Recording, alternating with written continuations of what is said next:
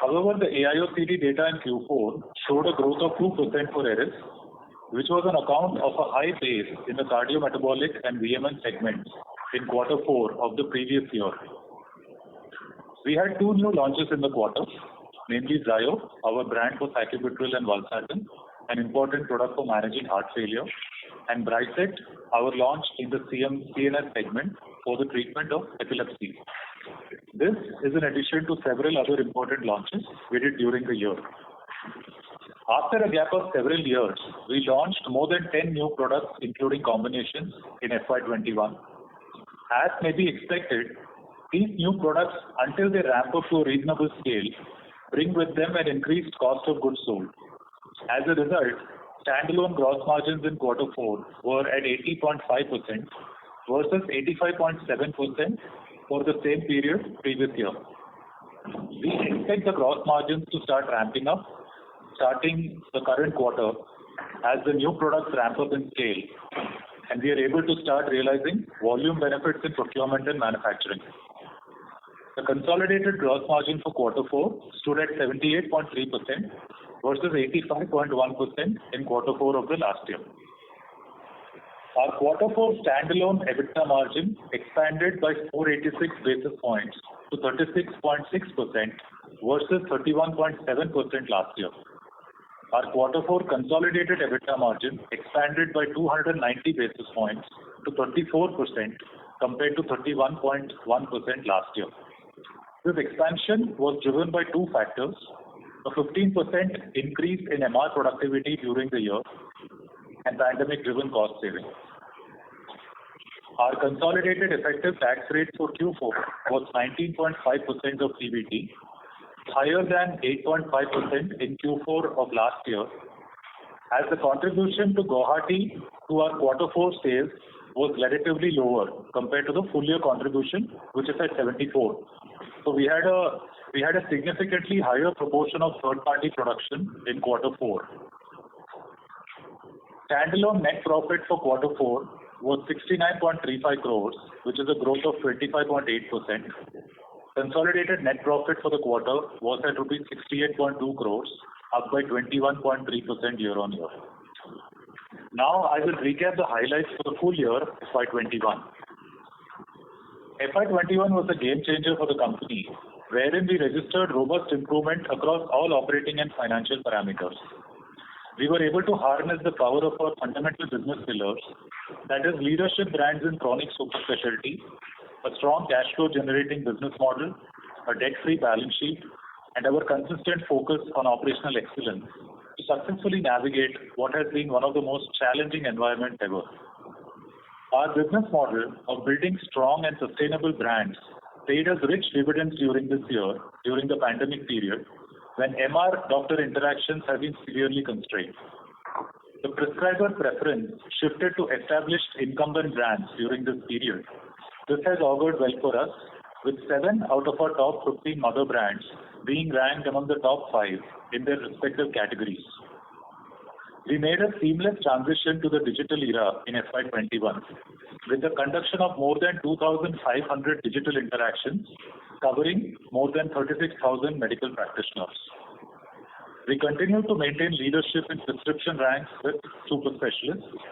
As per the SMRC audit, we ranked number 3 among diabetologists, number 4 among cardiologists, number 3 among neurologists, and number 3 among gastroenterologists in our covered market. As per the AIOCD data, I am happy to share that Eris grew at 6.2% in FY21, outperforming the covered market by more than 2x.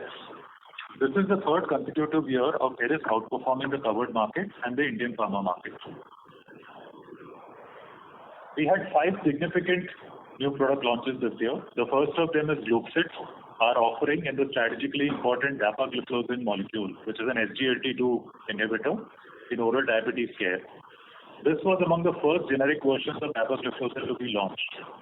I am happy to share that Gluxit ranks number 1 by volume and value among all 30 plus versions of dapagliflozin in the market.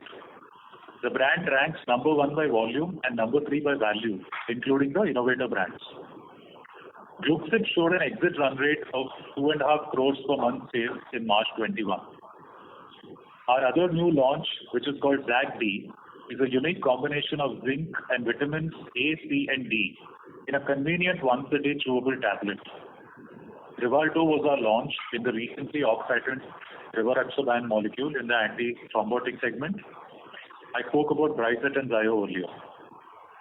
I'm also happy to share that Zomelis, the Vildagliptin brand we had acquired in December 2019, has grown by nearly 4.5 times in sales run rate since acquisition. By value, Zomelis has consistently ranked number one among the 80 plus generic versions of Vildagliptin, and it ranks number 3, including innovator brands.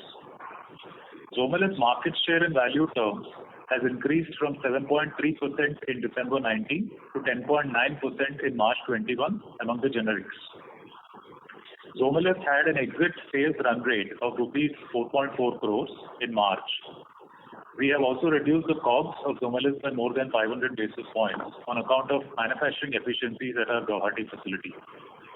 In terms of financial highlights, our FY21 standalone revenue grew by 8.7% to rupees 1109 crores, 1109 crores for the year, and our consolidated revenue grew by 12.8% to rupees 1212 crores. Standalone EBITDA margin for the year increased by 278 basis points to 37.6%, and consolidated EBITDA margin for the year expanded by 123 basis points to 35.5%. As I had mentioned, this was driven by an increase in MR productivity and pandemic-driven cost savings. The yield per man per month for our standalone operations increased to rupees 4.5 lakhs per month, up from rupees 3.9 lakhs per month in the last year. This is an increase of more than 15%. For the full year, taxes remained in line with 10% of PBT. Our Guwahati facility contributed to 74% of total standalone revenue in the year that went by. At the net profit level, standalone net profit grew by 20.4% to rupees 351 crores, and consolidated net profit grew by 19.8% to rupees 355.1 crores. Our consolidated earnings per share for the year has grown by 21% to rupees 26.16. On the balance sheet side, our strict management of working capital meant that standalone debtor days have reduced to 37 days in FY21 from 50 days in FY20, thereby beating our guidance. I would also like to inform you that starting April 2021, we have moved back to the 721 days credit cycle with our stockists. We continue to have a cash-generating business model. Our standalone operating cash flow for the year was at 95% of EBITDA, and our standalone free cash flow for the year was at 81% of EBITDA. In terms of consolidated numbers, consolidated operating cash flow was at 87% of EBITDA, and consolidated free cash flow was at 81% of EBITDA. These ratios remain among the best in the industry. Our total treasury investments as of 31st March stood at rupees 417 crores, including some fixed deposits that are accounted as part of other financial assets. This year, we have paid and declared a dividend of rupees 5.5 per share, implying a payout ratio to 21% of consolidated net profits.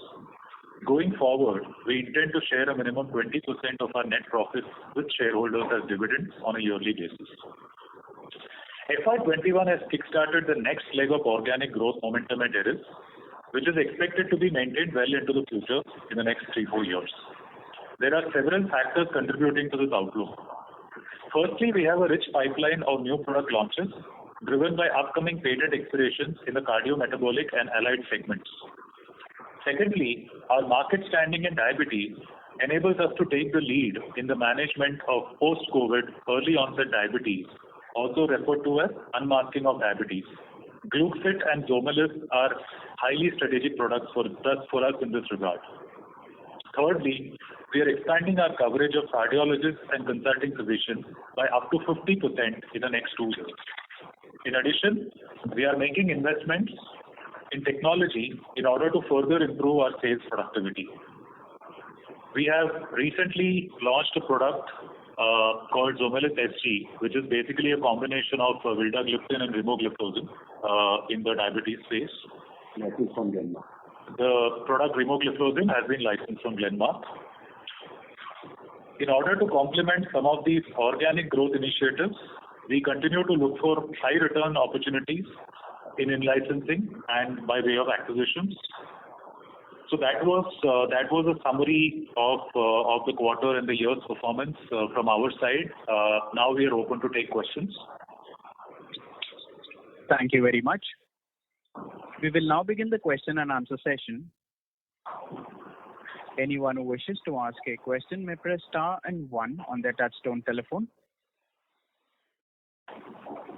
If you wish to remove yourself from the question queue, you may press star and 2. Participants are requested to use handsets while asking a question. Ladies and gentlemen, we will wait for a moment while the question queue assembles.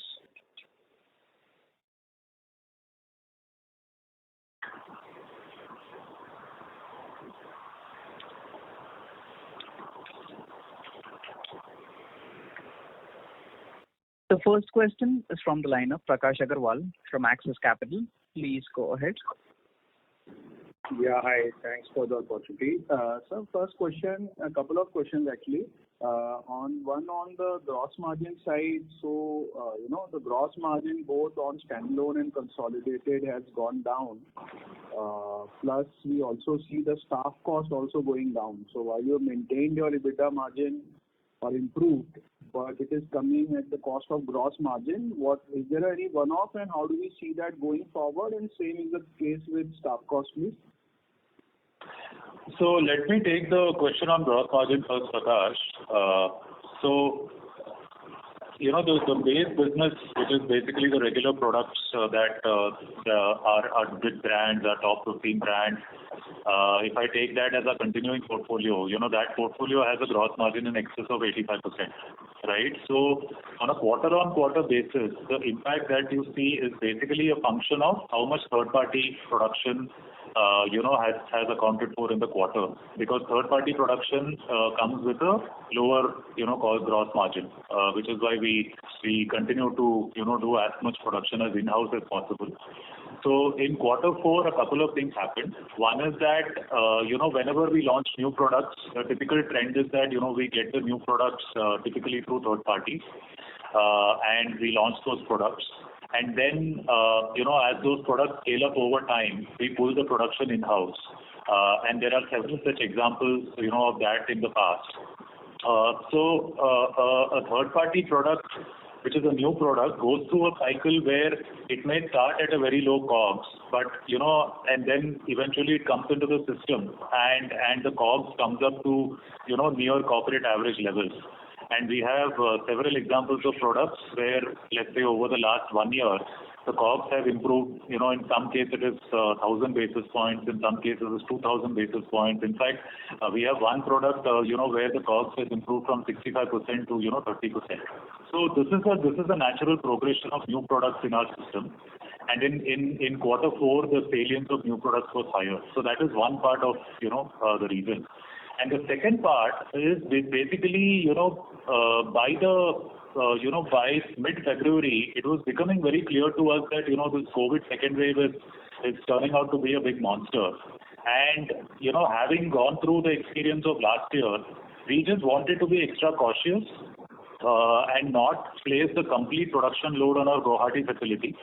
So we decided to, take that extra step because we have the luxury of doing so. So we decided to take a bit of hit in COGS, and we activated some of our third parties to build up enough stocks and redundancy in the system so that A, we are able to build up inventory, and B, we reduce the dependence on Guwahati. So for your information, while Guwahati accounted for 74% of our, revenue this year, in quarter 4, Guwahati's, incidence was only 60%. So that 40% of our production in Q4 came from third parties, which is something that has contributed to the higher COGS. But that was a conscious call that we have taken in quarter 4.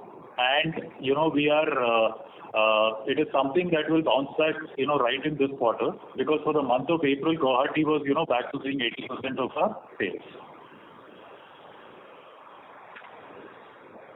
So that was as far as the gross margin is concerned. I think employee expenses. I think, we closed down one division last year, which was the IVF division. So that's the effect which you see on a quarter-on-quarter basis in cost coming down. Okay, understood. And two quick ones. One is, what is the MR strength now? So is there any change versus, the last one that you disclosed, which was 2, 3, 4, 5? So there has been a change. So as Amit mentioned, we closed down one division, and then in our acute cluster, we combined two divisions into a single division. So our MR strength, we have also published it, which is standalone level. It is 2036. 2036. Okay. And the other OTC generic says? Pardon me? Your OTC generic says how many, sir? MRs? Yeah. So it is approximately 250. Okay. Understood. And lastly, in the balance sheet, you talked about, investments, which is, a large number. What is the kind of that investment, if you could highlight? Majorly 2.4 billion. are into Prakash Sachin. So what we have done is we have parked around 85 crores in FD because we are trying to take lesser riskier allocation. So FD and AAA rated debt funds and all. So basically it's all that. We don't invest in equity, that is as per the policy. And around That 40 crores 243 crores is largely FD and AAA bonds, right? Yeah. It's only that. It's entirely that. There are no equity investments. The idea is to have capital protection first. Understood. Fair enough. Thank you. I'll join that with you. Thank you. A reminder to the participants, anyone who wishes to ask a question may press star and 1 at this time.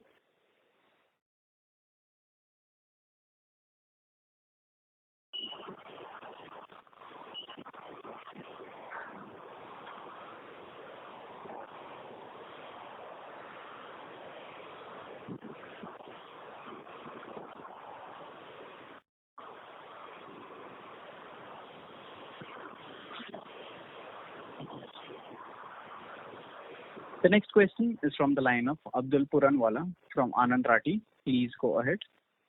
Yeah, hi. Thank you for the opportunity. So my first question is regarding the data days. So as what is mentioned in the presentation, the data days have significantly come down in FY21. So for next year, FY22, how do we look at the overall working capital and the cash conversion cycle? Would it largely remain at where it is in FY21? So, Abdul, what happened in FY20 and the correction that has happened during the course of FY21, it is clearly, some extended timelines we gave to our stockists, which we pulled back now. And so that is why we have consciously come back to 37 days. From April, as I mentioned, we have gone back to the 721 norm as well. So that leeway is also being closed now. So while I'm unable to give you a specific number, I would only imagine that the situation would improve from here on. That's a very clear expectation that we have. Sure, sir. And second question is with regards to the generic share in Zomelis. So, sir, as mentioned in the presentation, that the generics still account for like 67% on the volume front. So, any reason why this ramp up has been quite slower, as compared to, or how is the innovator here trying to, retain the market share? Because my sense is that for a year, generics should ideally have close to 90-95%, at least on the volume side, considering they are much cheaper. But the volume somehow doesn't look to, ramp up that swiftly for generics. So, Abdul, this is typically a chronic business where prescriptions do not change that easily. That's what everybody knows about the chronic business. Once a patient is put on a drug, on a brand, he remains loyal to that brand for a longer period of time. and unless and until there is a solid reason, the change doesn't happen. One better way of looking at how the generics is ramping up is how much is the percentage of growth they are taking. So if you look at from that delta, then almost all the growth which has come has gone to the generic players. Sure, sir. Understood. And just one final, if I may, and this would be again on the gross margin side. So I understand the new products would have low gross margins because of the sourcing which is being done from third party. So would like to understand whether this was specific to products which were launched in Q4 itself, or we had seen some bit of an impact in the earlier 9 months as well because of the launches which were done earlier this year? Yeah, so Abdul, new products do come with a lower gross margin initially, that is a fact. But new products alone do not explain the Q4 gross margins. So we had new product launches in Q3 also, but the gross margins were better.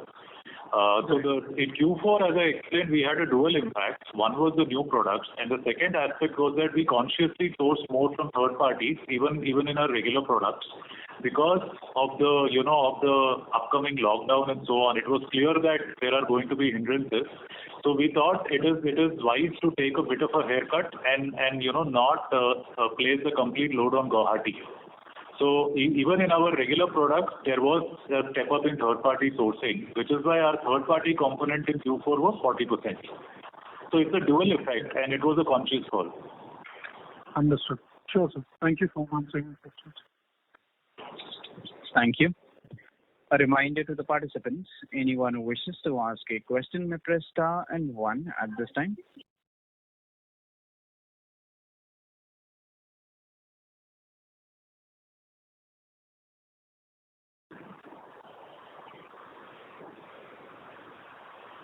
The next question is from the line of Sangam Iyer from Consilium Investment. Please go ahead.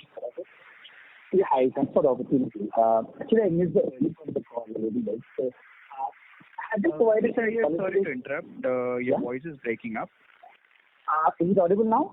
Yes, sir. Now it's fine. Sangam, your voice is quite muffled. Oh, yes. Hello. Is it audible? Yeah. Okay. Now, I just actually wanted to understand the outlook for FY22. Given the uncertainty of the second wave and now possible third and fourth wave that people are talking about, how should one look at the strategy from Eris perspective in terms of your margin profiles, given that you have been proactive in Q4 and moved a lot of production back to third party so as to make sure that the whole process is smooth. But going into this year with uncertainty on the pandemic, how are you looking at the margin profile and the growth prospects for the company? So Sangam, we have given a 15% growth guidance for the year, both on top line and bottom line, and we stick by that guidance. Given the business that we are in, where 91% of our portfolio is lined up in chronic and subchronic, we have been resilient to the pandemic, in FY21, and I expect that to continue in FY22 as well. There are certain products we have in our portfolio which will actually lead the growth going forward. So I mentioned one product which is ZAC-D, the combination of zinc, vitamin A, vitamin C, and vitamin D. That product is going through the roof as we speak. There is another interesting product in our portfolio by the name of Gluxit, which I mentioned. So this whole thing I touched upon, which is the whole, COVID-related treatment. People are being prescribed steroids left, right, and center. And, as part of one of the studies we did, the India Diabetes Study, what we figured out is that, the average onset age for diabetes in India is 42.5 years. And there is enough evidence to show now that the use of steroids because of COVID can prepone the onset of diabetes by as much as 5 years. Right? So we are on the verge of, a massive surge in diabetes cases. And we are strategically placed to deal with that because of Gluxit and Zomelis. So there are, and I can go on, right? But in the interest of time, there are interesting products in our portfolio which will help us not only tide this time, but also take the growth engine forward. In fact, April performance has been extremely good, even though the entire country was in some kind of regional lockdowns, and our people have not been able to meet physicians. We have, this time we have delegated the responsibility to the field. So all our sales managers are empowered to take a call at the local level in terms of, whether people should work from home or they should work for part-time and so on. So even in such difficult times, given the kind of growth that we've seen in April over March, we find it quite encouraging. I think gross margin in Q4 was a one-off, as I mentioned. So even in FY22, we will have new products being launched. But, unless in quarter one of this year, again, we don't have any third-party component which is significant apart from the new products. So I think just to sum it up on top line as well as bottom line, we are quite confident to, stick with our 15% guidance that we've given up. Okay, so just a follow-up on that. So if I were to just look at your Q4, margins and which were impacted because of the third-party production component being higher, closer to 40%. So do you, in the assumption of 15% top line and bottom line growth that we are doing for FY22, is there a larger contribution from the newer products which were there last year, which would, see the expansion in margins that you were explaining Prakash earlier? That would actually yield the growth in revenue and profitability being the same, because the third-party components could still be higher in some part of the time this year. Yeah. So at an average level, so just 1 second, I think our standalone gross margin for the full year was at around 82%, down from 84% last year. So we are confident of maintaining it definitely at 82%, and if possible, make an improvement over that. So when I say 15% top line and 15% bottom line growth, we have assumed that gross margin will be at least in line with FY21 levels, which is a reasonable assumption to make. Okay, great. All the best. So within that, I guess, what is the interplay of third party, new product? It's a little difficult to break that up right now. Yeah, perfect. No problem. Thanks. Thank you. Thank you. A reminder to the participants, anyone who wishes to ask a question may press star and 1 at this time.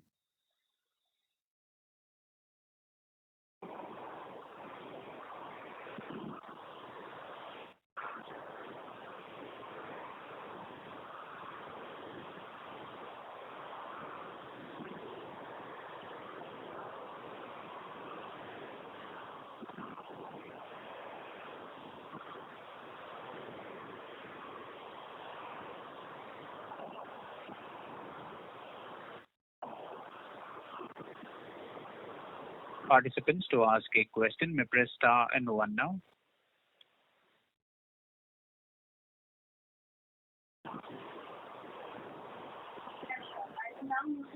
The next question is from the line of Minu Bindra from AB Advisors. Please go ahead. Yeah, thanks for the opportunity. So if you could just talk about your future capex plans. There is nothing, that is worth sharing at this point. As we have shared, Guwahati utilization is still at pretty reasonable levels, and at least for the next 3 to 4 years, we are sorted. So if there is any, update that comes up, then we'll share it with you. But at this point, there is no update. Oh, all right, sir. And maybe if you can provide some more color on the cardiac segment and the outlook on the same. Sure. So I'll start off and I'll invite Amit to add to it. So if you look at the cardiac segment, right, there are 2 or 3 big segments there, sub-segments. I think one is antihypertensive. We are reasonably, placed there, even though we don't have, some of the molecules. But I think in terms of the sartans and some of the other brands that we are fairly well placed. The second segment, important sub-segment is statins, which is again where we have a very good play through our brand, Bevacizumab and Atosave. The one sub-segment which has really gone through the roof in COVID times is the antithrombotic segment, because I think D-dimer tests and administering of antithrombolytic agents has become the order of the day. And if my memory serves me right, I think that sub-segment has recorded a growth of more than 25% this year thanks to COVID. And we really didn't have an offering in the antithrombotic space, and that is a gap that we've closed very recently with the launch of Rivalto, which is Rivaroxaban. So hopefully, we will make up for some lost ground there. In addition, the other action that we're taking, as I mentioned to you, is in the whole cardiologist space. We have set ourselves a target to improve our coverage by more than 50% in the next 2 years, and the work on that has already started. These are some of the initiatives that we have taken up in cardiology. Okay, thank you, sir. And if you can talk about the VMN, what would be like your outlook on the same? So this is a very shaping up to be a very interesting segment, because I think the whole genesis of our VMN segment has been wherever there has been a healthy co-prescription profile with either our cardiac drugs or our diabetes medication. That has been the driving force for our VMN segment. So it's a very interesting time which has been brought in by COVID. Excuse me. Suddenly everybody is talking about health, good eating, healthy habits, wellness, immunity, and we don't believe that these are all just buzzwords or seasonal phrases. We believe that these words are here to stay. There will be a definite upliftment in the level of awareness about immunity and general wellness. So this is strategically a very important segment for us, and there will be continued investment in this space going forward. I think Zagdi was our first brush with something where we launched it as a pure immunity booster and not necessarily with any tie into cardiology or diabetology, and that has worked out very well for us. So we are excited about this space, and you will continue to see some action from us. Thank you for the explanation, sir. Also, I'm just trying to understand how has COVID impacted your sales, and which of your products, have had a positive impact on your sales? Yeah, so I think it's really a question of the portfolio, right? So I think if you look at FY21 and quarter one of FY21 in particular, you will see how the market has behaved. IPM growth was 1.3% without the COVID molecules.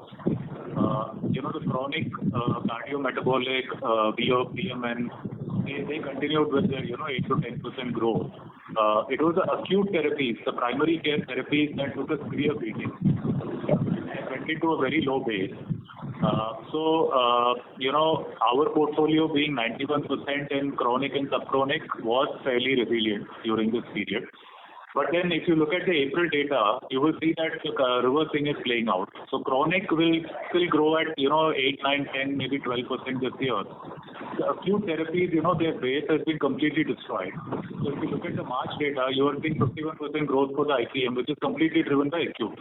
So which means that we are not going to see that short-term inflection of growth either. So, a chronic portfolio is more of I think pharma is known as a defensible play. Within pharma, chronic is an even more defensible play. So, you won't see our numbers swinging wildly because of these seasonal impacts.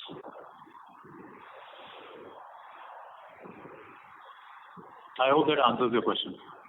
That helps. Thank you so much. Thank you.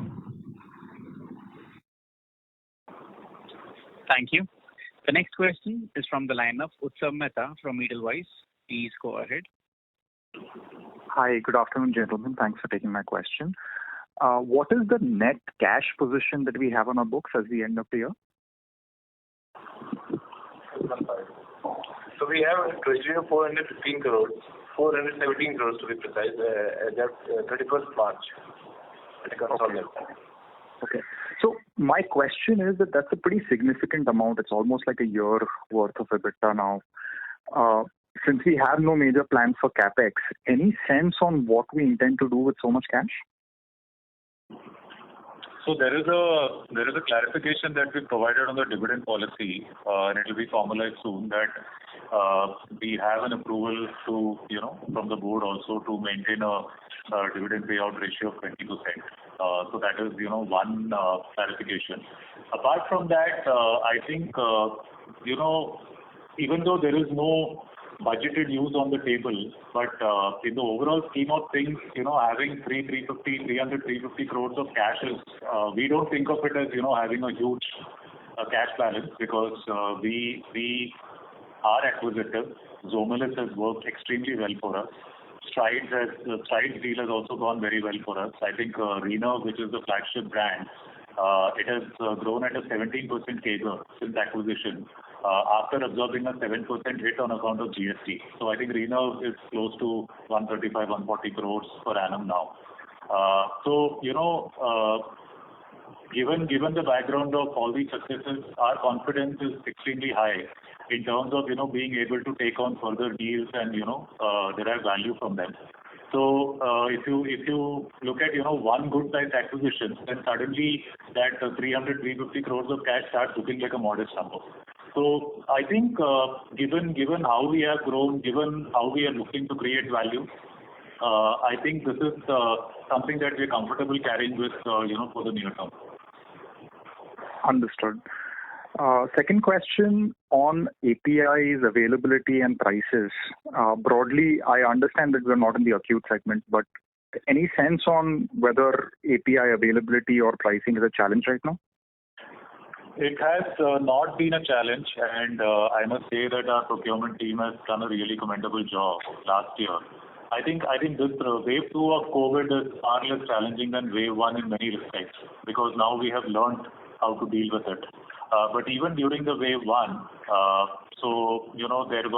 there are enough approved suppliers that we have, and we don't, as a matter of policy, we don't place all our orders with one supplier. We want to have a mix of 3 to 4 suppliers in order to ensure supplier security. So we have not had a challenge in procurement as far as our APIs are concerned, and we don't see any major challenges going forward either. Both in terms of availability or in terms of margins? Yes. Okay, understood. And my last question was on Zomelis. So the margin question, the exception will be the new APIs, the new product APIs, obviously. No, fair enough. I mean, scale I can understand. I just meant in terms of ongoing business. That's fine. Okay, great. My last question was on Zomelis. So we're doing 4.4 crores of revenue run rate on this particular product now. Where do you see this number stabilizing?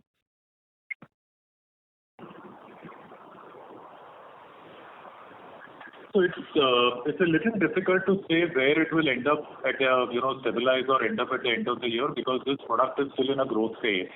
And so we call Zomelis as a strategic product, right? Just as we call Gluxit a strategic product. And the definition of a strategic product to us is something that can get to 100 crore revenue in a 3 to 4 year time frame. So that is the target that we are gunning for. So, in that goal, we are definitely confident that Zomelis will get into the 50 crore club this year. That's the foregone conclusion. But, what will it end the year at, and what will be my exit run rate this year? That's still early days. But the trend is very good in terms of the secondary. So I think we are moving in the right direction. So maybe it's not fair to sort of look at the acquisition cost in context of this particular revenue run rate, from what you're saying. Fair or unfair, I cannot comment. That's for you to conclude. But I think on a simple payback basis, we are tracking at something like a 3.5 year simple payback on our acquisition cost. So from our benchmarks, we consider that as a very good deal for us. Understood. Thank you so much for your time. Thank you. The next question is from the line of Seema Singh from KN Advisors. Please go ahead. Hi, good evening. I wanted to understand if you can talk about your margins across segments like cardiac, VMN, CNS. Please. No, we don't talk about that. We don't look at segment-wise margins, nor do we discuss about that. So we have always spoken about gross margins at an overall level. We'll continue with that. Okay. And secondly, if you could guide us on like your 5-year growth strategy or 5-year outlook, more broadly, vision, I would say. So it is the 3 or 4 growth levers will be consistent, right? As I mentioned, we are very excited about the existing portfolio. So I'm counting Zomelis and Gluxit as part of my existing portfolio now. The whole trend of organic growth in the current portfolio, that is not just about the traditional better detection, and it's not just about that. There is a whole discontinuity and disruption that is being brought about in the market by COVID, because of which we see a veritable tsunami of diabetes coming up in post-COVID patients. And our existing portfolio is very well geared to cater to that. It's not just the portfolio, but our dominant market position in diabetes also makes sure that we are placed at the forefront of this package. So I see a very strong case for organic growth in our current portfolio. Secondly, the second enabler for growth is that in the diabetes and diabetes side to a great extent, and in cardiovascular to some extent, we have a very exciting pipeline of patent expirations coming up in the next 3 or 4 years. And needless to say, these are all going to be very strategic products for us. So we launched 10 odd products last year. This year again, we have given a guidance of 10 plus products, including combinations, which includes also 3 key products. So this is the kind of momentum that you can expect from us every year over the next 3 or 4 years. So the new products is an important second lever. The third lever will be, as I mentioned to you, we continue to be focused on super specialists and consulting physicians. But even within that space, we see that there is room for expanding our coverage. So we are increasing our coverage of cardiologists and CTs by as much as 50% over the next 2 years without adding too many people. So that's the third and important lever. And last but not the least, so these 3 really underpin our organic growth strategy. If you're looking for a number, I don't have that for you at this point in time. But I think 15% growth for FY22 is something we are comfortable with. And, hopefully we'll be able to maintain that momentum. Right. That's very helpful. Can you also give us some color on overall margins and ROC, return on capital going forward, sir? So on ROIC, I think it's one of the biggest discussions that we have at all point, because since inception we are used to 80-85% gross margins. I think our ROC and ROE were in 3 digits before we started getting acquisitive. But I think even through our acquisitions over the last 12 years, we maintained a minimum ROIC of close to 30%. So this continues to be the benchmark for going forward as well. That's great. Thank you very much. Thank you. Thank you. The next question is from the line of Kunal Ganesh from Emkay Global. Please go ahead. Hi, thank you for taking my question. So you alluded that you would be increasing the doctor coverage by around 50% in cardiometabolic division. So would that entail a lot of hiring on sales force? And if yes, what would that number be? So as of now, out of that 50% expansion in coverage, about 25% is planned for this year. And in order to achieve that 25% coverage, we have not planned for any increase in field forces. We can accommodate that within the MR strength.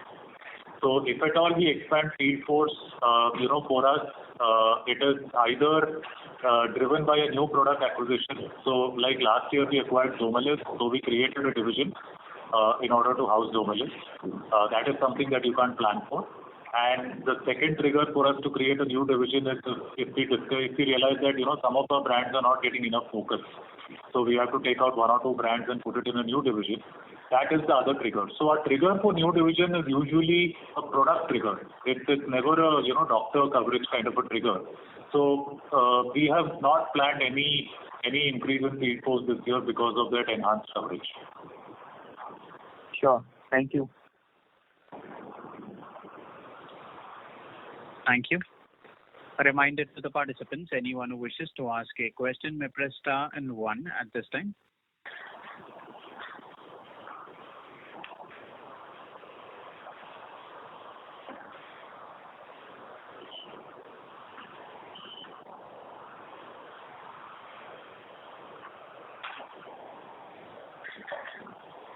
The next question is from the line of Mudit Minocha from M3 Investment. Please go ahead. Hi. Thanks for the opportunity and congrats on great set of numbers. I had one question that do you see the threat of brand substitution on pharmacy level with increased adoption in e-pharmacy channels as they auto-suggest the cheaper brand on many websites like Pharmacy, 1mg, etc.? Have you seen that trend already, or do you foresee that? Because in US this was a rampant case. Yeah, so I think the substitution of brands by trade generics, whether it will happen in India, what rate it will happen in India, I think that's an interesting question. But I think the comparison of US is a little kind of apples and oranges because there are two prerequisites in the US which are in place because of which that substitution happens very comfortably. One is that there is a central payer model. So the decision on which product to buy is not made by the patient or even the doctor. Whatever comes with the prescription, the pharmacy, which is CVS or Walgreens, they are free to make a substitution from the available list. And what I'm given to understand is if I refuse what the pharmacist is giving me and if I ask for a different brand, and if it is more expensive, then the patient has to pay the top-up. Right? So it is a centralized payer system. It is a system where the channel is so consolidated that the top 5 retailers account for 80% market share. Whereas India is, completely the opposite, right? We are an out-of-pocket payer market. So even though you have healthcare insurance, it covers only the hospitalization kind of expenses and what we call as domiciliary medical, which is even your path lab testing or your day-to-day medications for cardiometabolic or whatever, they are all out of pocket. So the sweeping substitution to trade generics, will never happen in India the way it has happened in the US. So all we are talking of is degrees. What is the market share going to be accounted for by trade generics? So we believe that it will play out like how it has in other emerging markets. So Brazil is a good example, for example, where the out-of-pocket ratio is less than what is seen in India, but it is also a dominantly out-of-pocket market.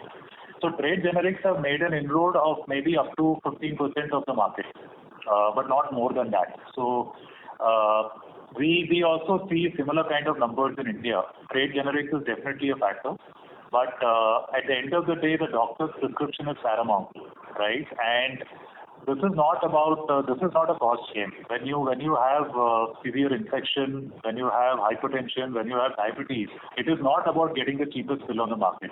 I think what patients are concerned about and what doctors are concerned about for their patients is to get them a quality medication.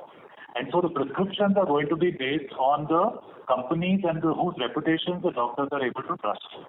So the prescription if the prescriptions come out in the form of branded generics, the chances of them getting substituted, yes, it may happen, few and far between. But by and large, we don't see that as a threat to our business. True. Thanks. Another question that I had was, what's your take on taking your company on OTC portfolio? Because that clearly is also in line with your long-term kind of business. So what's your view and how do you want to shape that up? I think for the foreseeable future, you can continue to think of us as a prescription-based company. So as I mentioned, there is so much action that is coming up in our core prescription business that we will not make aggressive moves elsewhere. I think this is the time where we will stick to our core and execute it very well. So that is the broad outlook that we have in mind. Thanks. One last question. Again, sorry for being redundant and harping on the same question of cash. So we being the best-in-class free cash flow business, managing cash becomes equally important, if not more important, as operations. And given very expensive private company valuations, do you see more accelerated buybacks or more bolt-on acquisitions in near future, given your cash position and cash generation abilities? Bolt-on acquisitions are definitely something we're looking for. We discuss it at least twice a week, but that doesn't mean that, we will become indisciplined and, go out and make acquisitions for the heck of it. Because as I mentioned, we have been a privileged lot in that sense because we are used to these superior margins and return ratios. So I think the hurdle rates for something to pass through in the system, the hurdle rates are very, very high. So take an example of Strides, for example. It came with the COGS of 35%, which itself was very high for us at that point.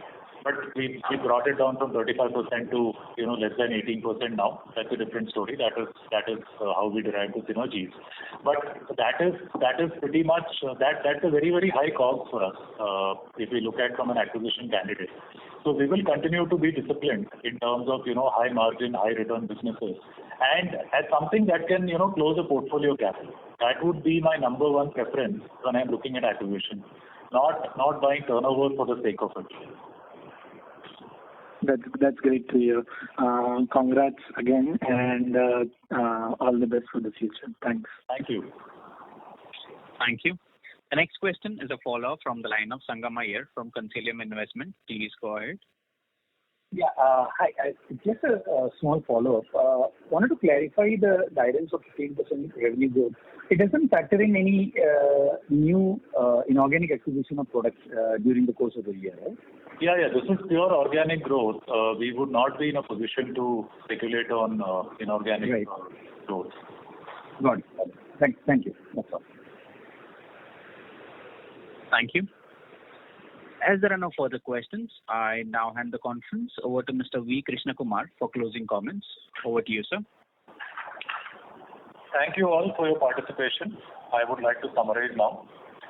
So we closed FY21 with a standalone revenue of 1,109 crores, which represents a growth of 8.7%, and a consolidated revenue of 1,212 crores, which represents a growth of nearly 13%. At the net profit level, we grew by 20% at the consolidated level to rupees 355 crores. Our consolidated earnings per share grew by 21% to rupees 26.16. The extended prevalence of the COVID pandemic has heightened the awareness around health and wellness. Hence, we can expect an uptick in healthcare spending from here on, both as a result of better awareness as well as due to the early onset stroke detection of lifestyle diseases in COVID patients. We at Eris are well positioned to ride this next wave of growth in healthcare on account of our strategic presence in the lifestyle as well as wellness segments. FY21 has been a game changer for us in terms of getting us onto the next leg of growth, and we expect to maintain this momentum going forward. We look forward to executing along our 5-pronged growth strategy of organic consolidation, new product launches, broader doctor reach, improved sales productivity, and pursuit of inorganic opportunities. The execution of this strategy will be complemented by global standards of operational excellence. We expect these factors to result in a strong growth trajectory with high returns and continued robust cash flows. Thank you all and have a good day. Stay safe.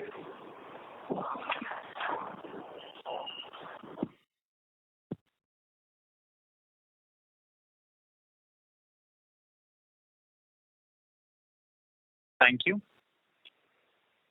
Ladies and gentlemen, on behalf of Eris Lifesciences, that concludes this conference. We thank you all for joining us, and you may now disconnect your lines.